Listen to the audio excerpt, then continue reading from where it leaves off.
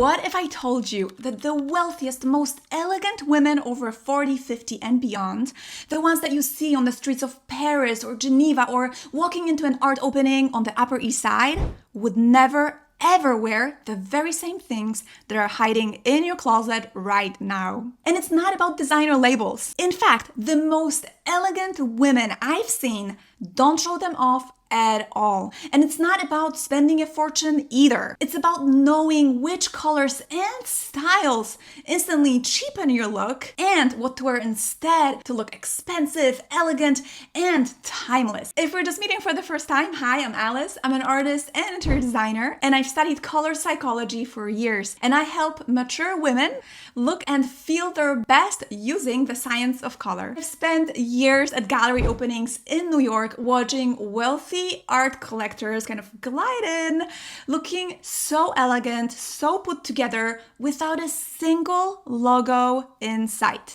So what they don't wear is just as important as what they do wear. And today, I am revealing the 5 things you will never catch them in. Starting with our mistake number 1. Loud logos and branding. Here is a truth wealthy, elegant women know very well. Elegance whispers. It never shouts. I have made this mistake myself, probably more than once, but I remember this one situation where this one time I bought a Balenciaga sweater. It was on sale. It was a very good deal, probably because of that, but it had the Balenciaga name just written all over the sweater. And yes, people noticed, of course. But instead of feeling elegant, I just felt like I was trying too hard. I guess I was. And here's the thing. People with real money don't need to show it. So as some of you know, I'm an artist. I have a studio in New York, and I go to a lot of art openings. And I see a lot of very wealthy, elegant people. And the most stylish women that I see at those openings have no visible branding. Instead, their presence comes from fit, fabric, and color. There's actually one collector that I remember kind of walked in, and I will never forget it because she walked in and she had this beautiful, soft, light gray coat on. No logos anywhere whatsoever, but you could tell it was quality the moment you saw it because of the fabric. So, what to wear instead? Skip the billboard branding like I did with the Balenciaga sweater, and instead choose more classic, elegant styles or accessories that have subtle detailing, perhaps just a silk scarf, pearl earrings, or a structured leather handbag. You look instantly wealthier, more elegant, more put together when your outfit speaks softly. And now we get to the most powerful of them all, colors. Because even the most expensive wardrobe will look cheap if you choose the wrong shades. Here's our mistake number 2. Harsh or wrong colors. Elegant women never wear colors that fight with their undertones. Neons, muddy browns, or the wrong yellow can instantly make you look older, tired, or dull. It's hard to look elegant if you're wearing colors that fight with your undertones. So what to wear instead? If you have warm undertones, go for camel, coral, olive, or marigold. If you have cool undertones, go for navy, plum, icy blue, or silver gray. If you have neutral undertones, you can go with taupe, rosewood, muted teal, or soft mocha. And if you're not sure about your undertone, if you have a warm undertone, cool, or neutral, I created a free AI color analysis guide. So if you want it, just write colors in the comments and I'll send it to you. Give this video a thumbs up and share it with a friend who deserves to feel radiant. Here is our mistake number 3. Cheap, shiny fabrics.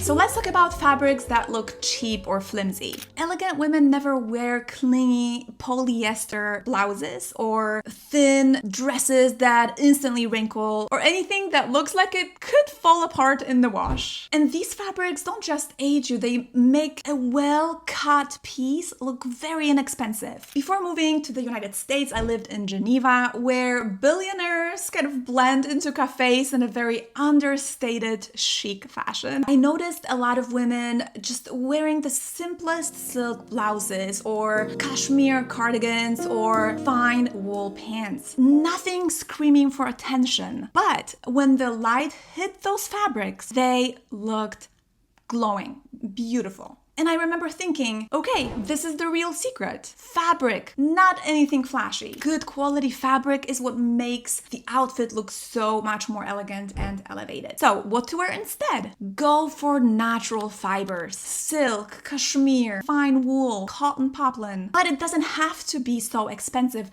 There are some less expensive alternatives. Look for 100% cotton, matte fabrics, or linen blends. I personally also love modal and viscose. They drape beautifully, they don't cling, and they always look more expensive than they are. So with the right fabric, you will look more elegant in a $50 blouse than someone in a $1,000 polyester dress. And here's the part most women miss, because even without logos, the wrong proportions can undo everything. Here is our mistake number 4.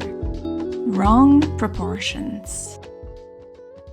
Elegant women never hide under shapeless, baggy clothes, but they also never try to squeeze into pieces that are too tight or too revealing. Both of these extremes definitely make you look a bit insecure and definitely not elegant. And I see this mistake everywhere. Drowning in long cardigans that just kind of erase your shape, or wearing cropped and tiny little pieces that just kind of cut your body in half. It's really about understanding this balance and proportions that elongate, that flatter, and move with you. That's a huge part of an elegant outfit. So what to wear instead? Balance, volume. So what I mean by that is, if you have a flowy blouse, pair it with slim pants. If you're wearing wide pants, and of course, wide pants are very much in fashion right now, and I don't see them going anywhere. I think they're here to stay for a while. Pair them with a more fitted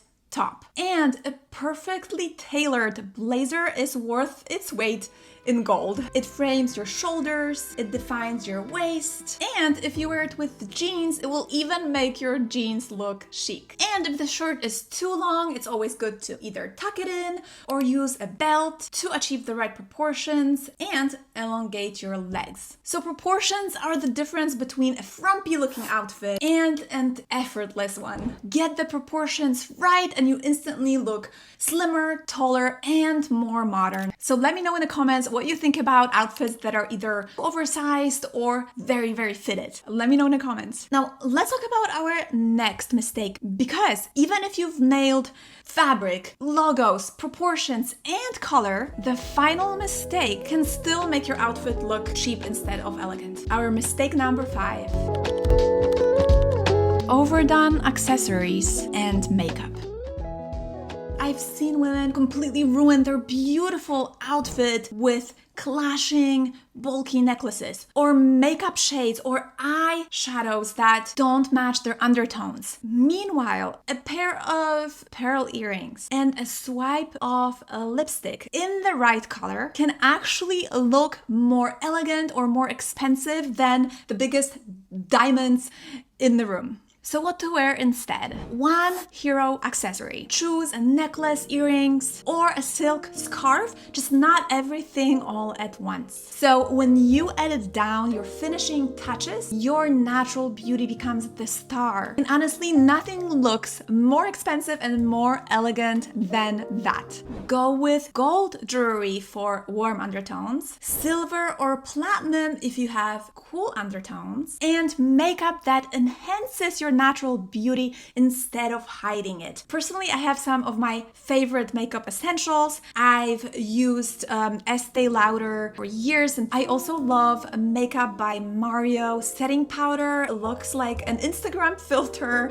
in real life. And I love a good neutral eyeshadow palette. And of course, I always use a sunscreen. That's a must, and I use a tinted one. I'm gonna list them below if you want to check them out, but I feel like makeup and skincare is just as much an important investment as your clothes. So for example, if you have a warm undertone, go for peach blush. Rosy pink for cool undertones. And if you have a neutral undertone, you can go for mauve. It's about knowing what works for you. Fabrics that are both comfortable and flatter you. Colors that enhance your natural beauty. Proportions that highlight your body shape and your confidence. And don't forget to comment colors if you want the free AI color analysis guide, and check out the description for my trusted fashion and beauty links. And if you're ready to keep going, watch this video next. I think it's a great next step after this one, and I'll see you there.